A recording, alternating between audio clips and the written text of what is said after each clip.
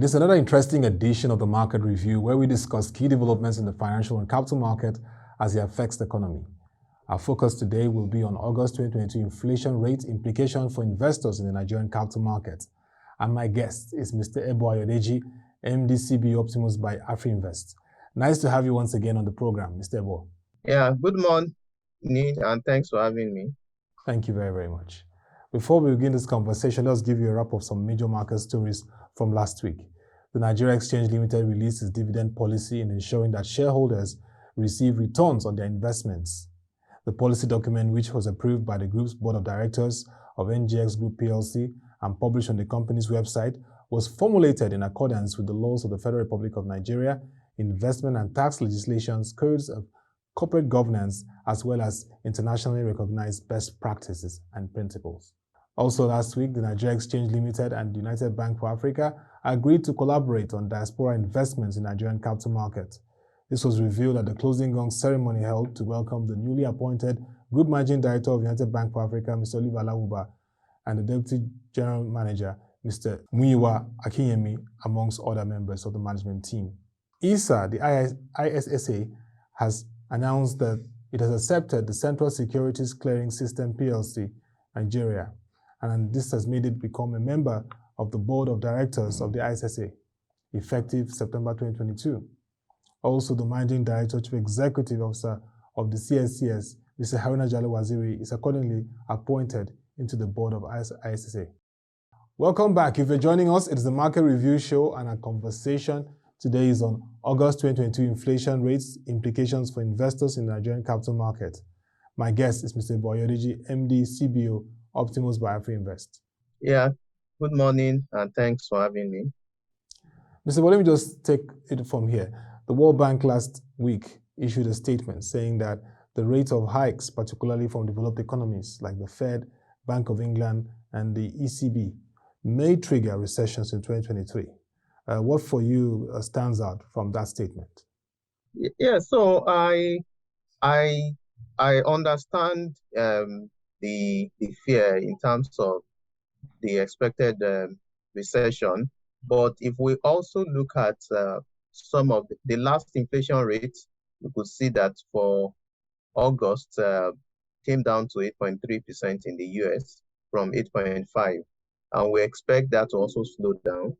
If you also look at what are the major factors that have contributed to this rise that we've seen across the euro area, the US, the energy prices is one major factor, and we see that also that those prices are also moderating. So I believe that in terms of projecting a recession, yes, while it's not impossible, it is unlikely. And my reasons are that this is not coming as a shock. We expect that the economies will put the right tools or parameters in place if it's to support the economy to rebound, even if it goes into a recession. And a lot of checks and balances are already being put in place to ensure that this is prevented as much as it can. Very, very important. But let's look at the rising inflation rate in the country. Now it's 20.52%. Food inflation has gone up to 23.12%. That's the highest, according to headline inflation, in 17 years. This trajectory must have implications for investors in the equities and fixed income market. What are those implications? Okay, thanks. I think that the first thing you should know that the factors driving inflation in Nigeria is different from those factors driving it abroad. We would say abroad is more cost push, and here we have a combination of, I would say it's more of demand pull. Apologies, it's more of demand pull and cost push. So yes, than cost push. And when you look at the situation in Nigeria, it's more of cost push. And when you also trace it, there's the impact that money supply, increase in money supply is also having, apart from the structural bottlenecks that is impacting on prices. So what would typically happen in a situation of high inflation rate, we would see that there would be demand for higher interest rates. If not, investors will be seeking other alternatives that can help them close the gap, get a return that is as close as much as possible to inflation rates. And we've seen that interest rates in the last few weeks have increased in the fixed income market. The Nigerian Treasury bills, though, peaked at 10% at the auction before last week, and we saw it just decline to about 9.5. So that's a significant improvement looking at where it's coming from at 5.5% in January. Yeah. Beyond that, you also look at the implication. So as fixed income market is expected to increase, that would have a negative implication on the equities market because it becomes less attractive. And when you consider that beyond the dividend yield basis for some stocks that are now having significant attractive dividend, beyond that, the market will become less attractive. So by and large, it's going to be mixed feelings while investors continue to push for higher interest rates in the fixed income market. That would have that negative impact on the equities market. Okay. Now, next week, we have the Central Bank of Nigeria having another edition of its Monetary Policy Committee meeting. What do you think should be the approach of the central bank in the wake of the global and national economic pressures? And of course, we first discussed about the rate hikes by developed central banks. Would the CBN, would it be best if it takes another round of rate hikes, or should it maintain the status quo? Okay, thanks. We've been seeing surprises in the last two meetings. We've seen the rates have been increased by a combined 2.5%, which is significant. In my opinion, I would expect that the MPC would at least see the result, the impact that this is having before taking another crack at increasing the rates. But another surprise is not unlikely given the inflation rate currently at 20.53%. But I would say if I'm to select, or if I'm to make a suggestion, of, I would say that the MPC should allow this to at least permeate through and see what kind of impact that would have. Okay, so you advise that the MPC should just maintain status quo, like holding rates. That's what you mean? Yes, like holding rates. And one of the major reasons is that the higher the interest rates, also you see that the less difficult it is for the private sector to raise funds in the market.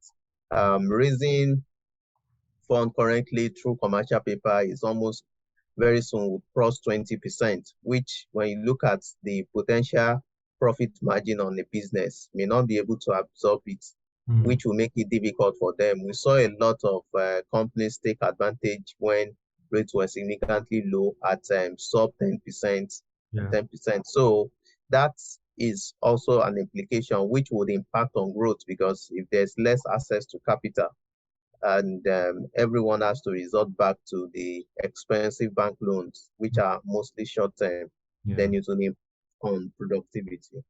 Yeah, that's interesting to note. And I believe that will be one of the considerations of the MPC, which will be monitoring that development next week. But what's your advice for investors in the wake of the economic uncertainties? Rising inflation now, challenging macroeconomic outlook. What would be your advice to investors as we witness highest inflation in over a decade?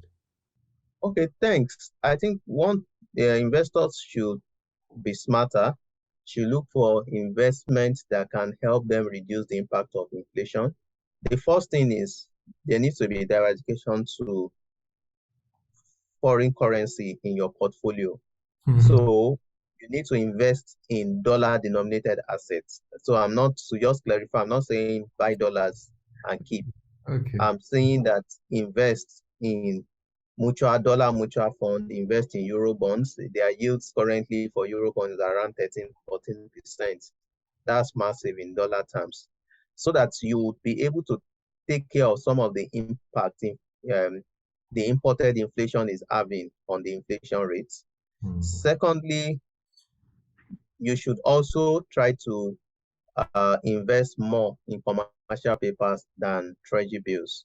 I know for fund managers, they have their investment policy statement that limits how much of private papers they can invest in.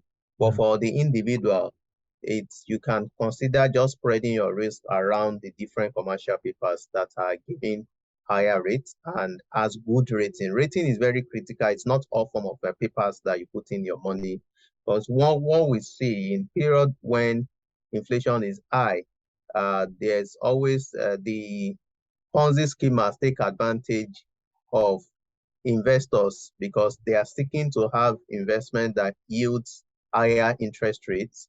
And as a result, you can even lose all your capital. So while you are trying to cover your back, you should also be mindful of not losing your capital.